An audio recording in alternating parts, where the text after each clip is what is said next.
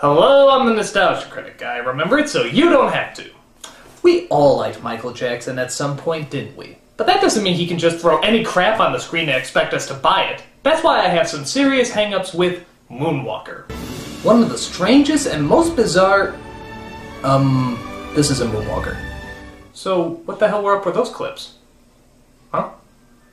Pagemaster? I never watched a Pagemaster. I did? Well, what was it about?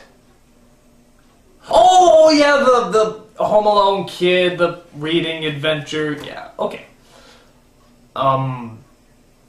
Pagemaster! Yeah! What a memorable movie that was. Okay, by that total lack of memory, you can probably tell that this movie didn't exactly leave much of an impact.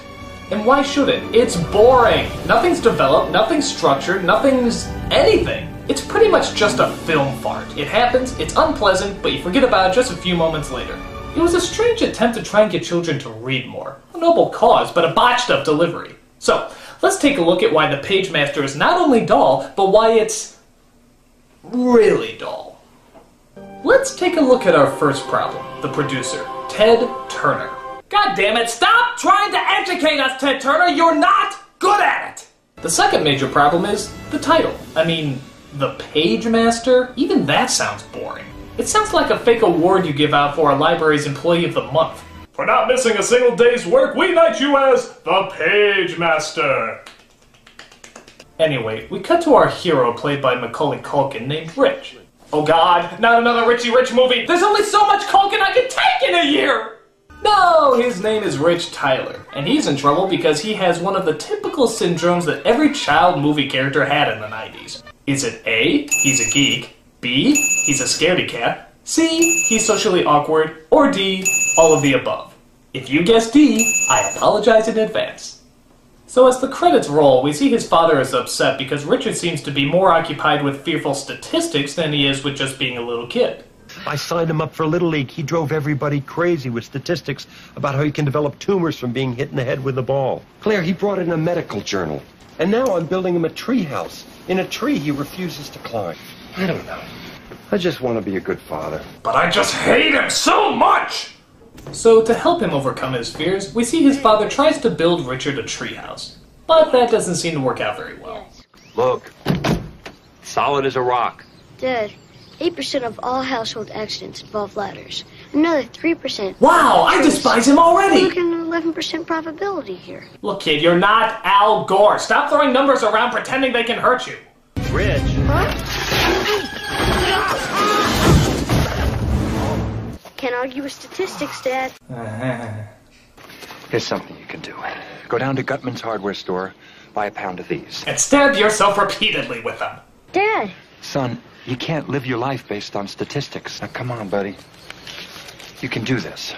Alright, but if I get sucked into a contrived animated adventure, I'm blaming you. So we see Richard riding to the hardware store as apparently everything's trying to kill him for some reason. God is not pleased with you, Culkin. I will smite you before you make the Nutcracker movie. Getting even with Dad? I'm getting even with you. Good son, goodbye. Ho ho ho, I got a million of them. I am God, you know. Unable to go any further, Richard pulls over to the creepiest library he could find. Hello? There better not be anything whimsical in here! He comes across a librarian played by Christopher Lloyd, who tries to get to know him better. But maybe a little too much. You're in need of a fantasy. Rain nights. Look, all I want is... Adventure, of course. You're a boy who loves adventure. No, that's not it. Oh, Jesus. Wretched monsters. Graveyard. Yes. I need an adult! It's horror for you, boy. I'm sure of it. I think we need a Sonic Says right now.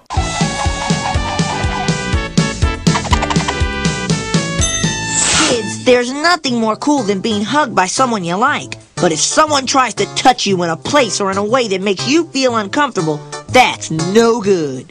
It's your body.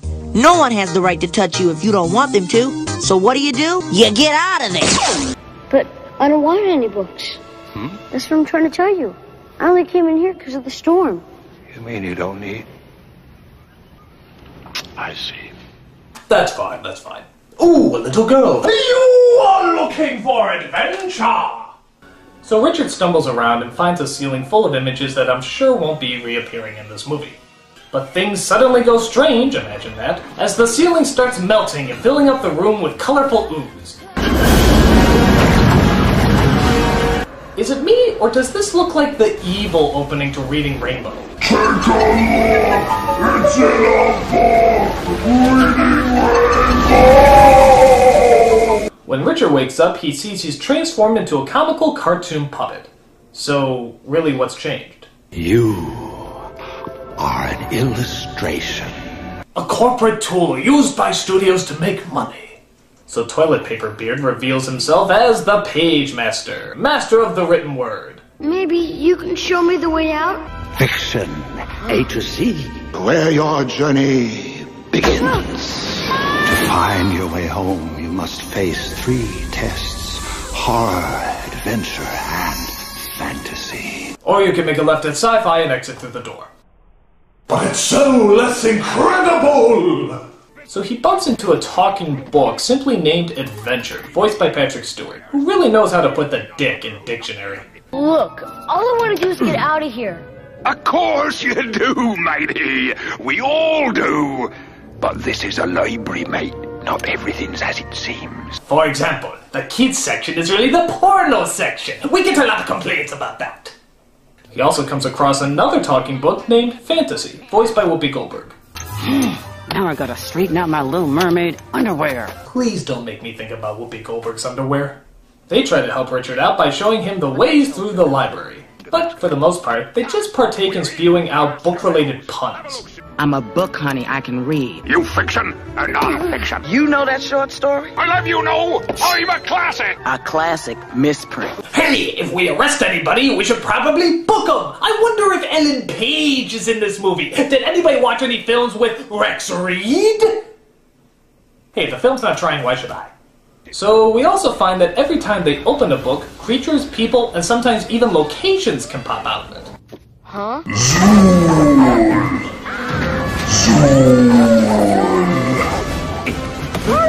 Zoom, motherfucker, zoom! So they escape the dog by entering into the horror section, where all sorts of nasties await. Are we still in the library? Aye, lad. The horror section. It looks pretty scary. No, you want scary? Stephen King is writing drama again. While they're in the horror section, they come across another book, confusingly enough named Horror. I'm afraid. What? And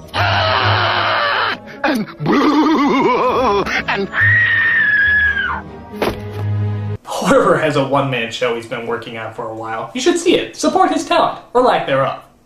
So they go inside a mansion where they come across the infamous Dr. Jekyll, played by Leonard Nimoy. Hello there, Mr. Doctor. Dr. Spock. So Jekyll shows them around the mansion and then offers them a martini for some reason. Stay back! This is a man's drink. Can I have the olive?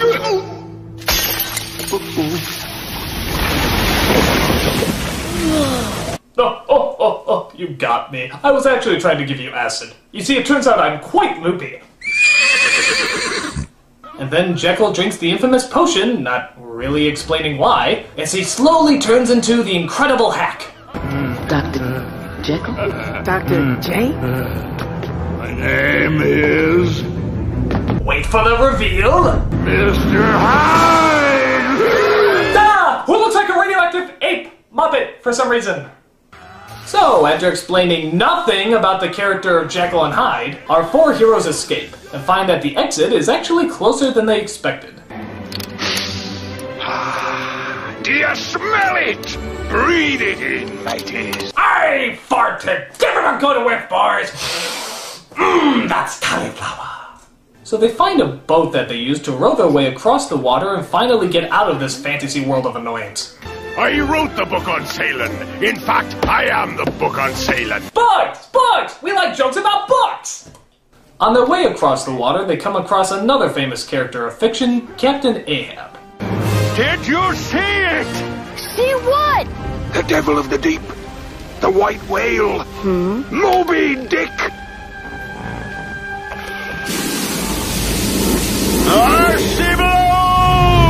What the hell? Did Charles Manson suddenly take over the animation? Dude, you guys have to be a little bit more clever about your lighting schemes. I mean, God isn't just the light man up in the clouds saying, "Ooh, a dramatic moment. They're going to need a red gel for that." So they spot the sperm whale that literally looks like the sperm of a whale as Ahab tries to bring the monstrous sea beast down. Thou damned whale! Thus, I give up the spear! Oh shit, that did nothing. So again, one of the great literary characters is just tossed aside without any acknowledgement about why he's a great literary character. Wow, I so want to read about people I know nothing about and stories that have little to no explanation. So Fantasy and horror get lost in the commotion as Richard and Adventure are approached by some scurvy dogs. We're missing two others, about his size. Did you see him? He's all the catch we've had today. PR! We just laugh at random. Generic villain henchmen just seem to do that. So they take them to their pirate ship where they get to meet the greatest, meanest pirate of them all. Long John Silver. It's a pirate thing. So they're captured by the dastardly captain and are forced to come with him as they search for treasure on, where else? Treasure Island. It's, in the middle, by the waterfall. No, it's east, by some broccoli. Give me that. Broccoli? We are half-wit sits west by a tree. Could they get trapped in a Playboy or something? But Fantasy and horror come to save the day with no explanation about where they've been or how they survived. Boy, I thought you two were goners. If you replace the word thought with the word hoped. So there goes another character we've learned nothing about and thus have no interest in reading about. Was that their strategy? Going around to children and simply saying, "Hey kids, if you think books are boring, just remember, movies can be boring too!" So they then come across the fantasy section, which, like everything else, is just glanced over. Only this time there's a crappy 90s song to help us out. There are miracles waiting, so keep concentrating. How delightfully forgettable. So we come across some famous fantasy characters like Humpty Dumpty, Mother Goose, some flying tampons. Oh, they're fairies, okay. Fairies that look like the novelty plasma balls you can get at Spencer's. Give them a point for creativity. At last they come to the exit. It's just so close you can practically feel the ending credits roll by. But we still have one last boring obstacle to overcome. Earthquake! No, worse! Lawnmower! No, it's a dragon as he threatens to gobble up our protagonist. God, even the dragon is boring! Look at him! He barely moves! Do something! Do something! Do something! Do something! Do something! As they climb the mountain, they come across the skeleton of a knight who I just assumed couldn't get through this movie. The three books try to fight off the very slow-moving dragon, as Adventure and Fantasy have a very, sporadic scene together. Don't try to stop me! Be careful.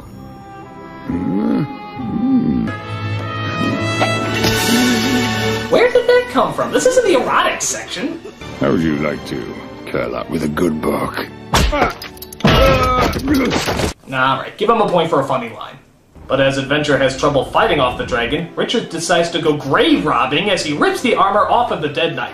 In fact, I want to know the knight's story. What the fuck happened to him?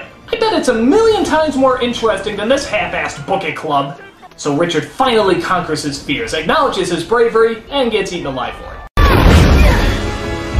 Wow, that was out of left field. Oh well, movie over. Ta-ta! Wait. He's still alive? How is that possible? You're in the belly of a dragon! You lose! He should be Kentucky Fried Culkin right now. What the hell am I missing? Alright, so while in the belly of a dragon, I guess, he comes across some more books because dragons eat books, I guess. I don't know, it's almost over. So he opens up Jack and the Beanstalk, which leads to a giant plant growing out of the dragon's stomach. See, this is why I should digest my food, instead of leaving it alive to plot and scheme. So they defeat the dragon, sort of, not really, as they enter the exit that'll finally lead Richard back to the real world. And who should be there but the Pagemaster himself? Wait, what? I know who he is. He's the guy who did all this to me. Yeah! Do you have any idea what I've been through? Tell me. I was nearly torn apart by a crazy doctor. That's right! And not to mention being tossed, squashed, and scared practically to death. Tell that fucker off! Think, boy. What kind of an adventure would you have had if I brought you here with a turn of the page? A very short, non-life-threatening one. If I had brought you here from the start, you never would have found the courage to face your own fears. Oh, well, since you put my life in unspeakable horrors, I guess it's okay. And in doing so, you triumph here and always. Yes, like his fear of pirates, fear of whales, fear of scientific monsters. You know, all the things you'll have to battle in real life. That's me. That was you. I'm ready to go home now. We all are, kid. We all are. So Richard is returned back to his three-dimensional self, or as close as three-dimensional you can be, being Macaulay Culkin. As it turns out, the books seem to come with him as well. I'm afraid you can only check out 2. Look, I need just this once. Look, just stop going shh, okay? Your creep value is already beyond numbers. Just this once. Nice ass.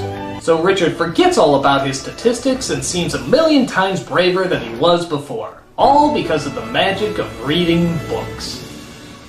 Well, now wait a minute. How did he get all those statistics before anyway? There wasn't any internet back then. So obviously he had to read books. What the hell? He was already a bookworm. Why would you want to convince someone who does too much reading to read even more? God, this movie doesn't make me want to read. It makes me want to hurt people. The only way I can see this movie making any kid want to read is by threatening to play it again if they don't. I mean, the idea is nice and at times the animation is impressive, but the movie is just so uninteresting and boringly dull that I think it would actually scare kids away from reading than it would encourage them. And the way it glosses over all those famous literary characters, it's like the movie's as anxious to see itself end as we are to see it end. Well, the only upside to this movie, as you may have noticed before, is that, fortunately, forgetting about it is a very easy task. I'm a Nostalgia Critic, I remember it? Usually. So you don't have to.